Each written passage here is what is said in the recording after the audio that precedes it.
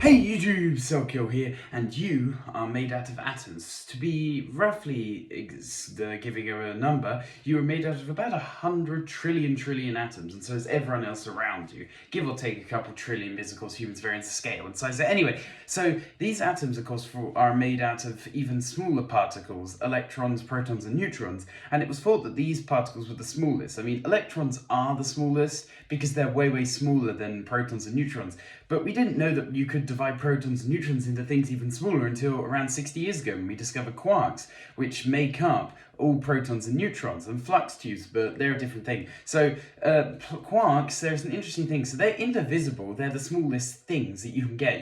They aren't made out of anything smaller, at least according to the standard model of physics.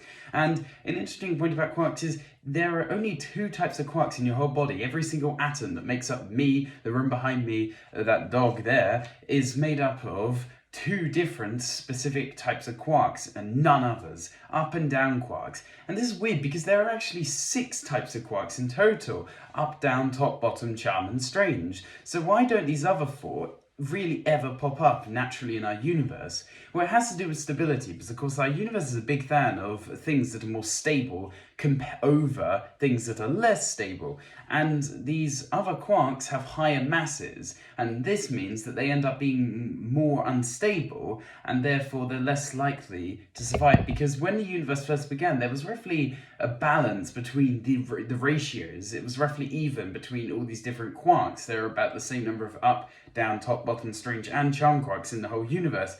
However, a bit like with antimatter versus matter, although it's less known why matter won over antimatter, but that's a different thing. Basically, the 2 up and down won in the end, and now make up almost the entire universe.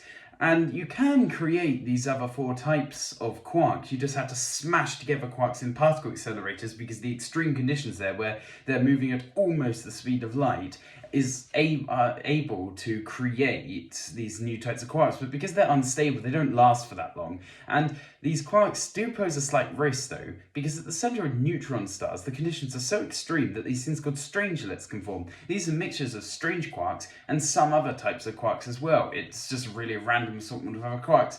But the thing is, if these strangelets are able to be released into the outside of the universe and not kept inside the extreme pressure of neutron stars, say if 2 neutron stars collide and a bit of the center is able to get out, if they touch any other matter in the entire universe, they will turn it into more of these strangelet particles, mainly strange quarks. And that would be a bad thing, because it would destroy protons and neutrons, and thus basically all of chemistry.